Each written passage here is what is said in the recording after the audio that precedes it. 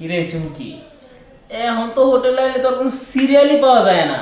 তোর দিন দিন এত যে দাম যে বাড়তেছে, যখনই শুনি তোর রুমে বলে কাস্টমার থাকে। হন আমি বিজনেসে ওয়ান নাম্বার বুঝছো।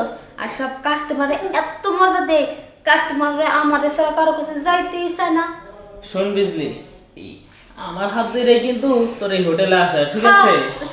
জানি জানি, আর কোয়া লাগবো না। আমারে কি করছিলি, ব্যস্ত সে জায়গায় না আর না তো দালালি থেকে খাইছস, তা আমি জানি। তোর মুখ সুরেশ না, তাহলে কাম করবি কিনা, কাম করে যা। কাম তো অবশ্যই করবো, কিন্তু এই যে তুই যে আমার সাথে এবার চরম চরম করে কথাটা কইতেছস, এটা কিন্তু তোর ভালো হইব না, ঠিক আছে? হ্যাঁ আমি আমার ভালো খারাপ বুঝে নিব। এখন কাম যদি করার থাকে কর, আর নাহলে যা, আমার আরো কাস্টমার সিরিয়াল ধরে যাচ্ছে। হ্যাঁ চল, তোর তো এখন দাম বেশি, তোর লগে বেশি আলাপ করা যাবে না। সেই কামে সাইরালে চল।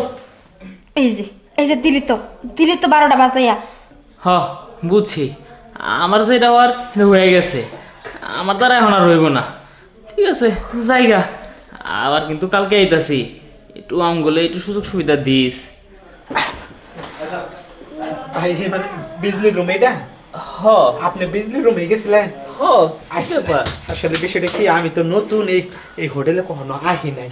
ভাবলাম যে বিজলির সুনামটা সব থেকে বেশি বলে, তাইলে বিজলির বগলে আগে যাই। তাহলে এর ভিতরেই না? হ শুনেন, হ্যাঁ বিজলির বগলে যাইতেছেন, একটু ঠিকঠাক মতন টিয়া পয়সা নিয়ে যান।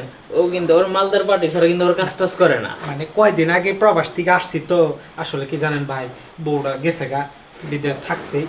ওসব আপনার বলে লাভ নাই, জানা আমি বিজলির কাছে আগে যাই। হ্যাঁ আচ্ছা ভাই জানা।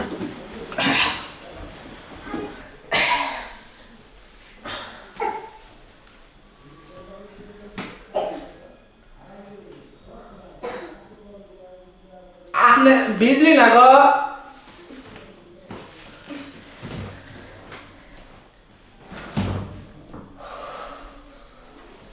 বউ তুমি? তুমি তুমি পাইছাছো? তুমি এই হোটেলে কি করো? ও বুঝতে পারছি, তার মানে প্রবাস থেকে যত টাকা পয়সা আমি তোমারে দিছিলাম, সব টাকা পয়সা গয়নাগাটি নুইয়া তুমি আমার সাথে যোগাযোগ বন্ধ করে দিয়া এই হোটেলে এইসব কাজ কর্ম করে বেড়াও। দেহ, তুমি যেটা ভাবতেছো একদমই ঠিক না। তোমার বড় ভাই আমারে বলছিল কি তুমি নাকি মারা গেছো, আমার এইসব কথা বলছে। তারপরে অনেকে দুয়ারে গেছি কাজে লেগে, কেউই কাজ দেয় নাই, সবাই শুধু খারাপ প্রস্তাব দিছে। তারপরে কি করবো, একটা পোলার হাত ধইরা আমি এই জায়গায় এসে পৌঁছেছি। তার মানে যে তোমার ফোনটা যে আজকে 3 বছর যাবত বন্ধ, কিসের লিগা বন্ধ? আমার কাছে কোনো ফোনই নাই। তোমার ভাই সেদিন আমার থেকে ফোনটাও নিয়ে গেছে, বলতেছে এত দামের ফোন তোর হাতে মানায় না। বললাম আমাকে ফোনটা নিয়ে বাসার থেকে ঘাট ধাক্কা দিয়ে বাইর করে দিচ্ছে। ও বুঝবার পারছি, তার মানে আমার বড় ভাইয়ের সব চক্রান্ত, আমার বাবার সয় সম্পত্তি নিজে একা ভোগ করার প্ল্যান করছে। আসলে কি জানো, এই 3 বছর যাবত আমি প্রবাসে যে কি কষ্টে ছিলাম জানো বউ, আমারে না পুলিশে ধরছিল। আমি সবজি বিক্রি করার জন্য রাস্তায় নামছিলাম, সেখান থেকে আমার পুলিশে ধরে নিয়ে 3 বছরের কারাদণ্ড দেয়। জেলে যাওয়ার পরে আর কারোর সাথে যোগাযোগ করতে পারি নাই। কপাল ভালো কি জানো, যাই হোক, আল্লাহ পাক যা করে ভালো লাগে করে। তোমার তো আজকে আমি ফিরা পাইছি। ফিরা পাইছো তো? ওই যে উপরে আল্লাহ একজন আছে, উনি উনি কি করছে জানো, আমার নামে নামে একজন পুলিশ সেখানে ছিল। সেই পুলিশ কর্মকর্তা আমাকে জিজ্ঞাসা করাতে আমার নাম বললি যে আমি আমি বাংলাদেশি। সেই পুলিশটাও কি জানো বাংলাদেশি ছিল। সে আমাকে অনেকটা হেল্প করছে, যার কারণে আমি খুব দ্রুত আয়সা করতে পারছি। বউ, আমি জীবনও কল্পনা করতে পারি নাই তুমি এখানে এসে জমা নিবা। যা হবার হয়েছে বউ, চলো আমরা ঘরে ফিরে যাই, এখানে আর থাকার কোনো দরকার নাই। চলো, কারণ তার এই জায়গায় দেখলে আমরা যাইতে দিব না। চলো আমরা পালাই যে জায়গা থেকে।